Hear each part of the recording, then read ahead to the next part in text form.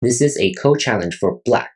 White's eye space is huge, so if black plays anything like this, or this, or this, white will just capture these two stones, and there's nothing else for black to play. So black must make use of white's shortage of liberty, these two white stones. So the move is right here. Pretty classic tesuji or technique.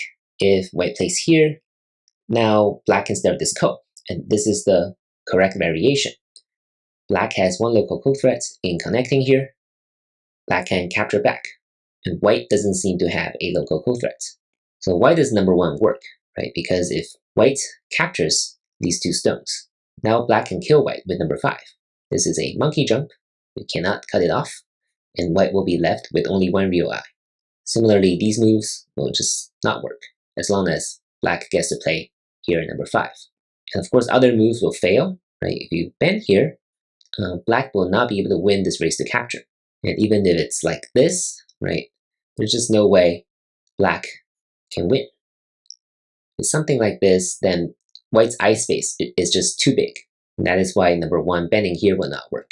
Of course, bending here also won't work, because now black is owed a move here, and white will be able to build another eye very easily. So that is why number 1 right here is the only move. White needs to be careful. White needs to start this ko, because otherwise white will be dead. Hope that made sense, and hope you enjoyed this challenge.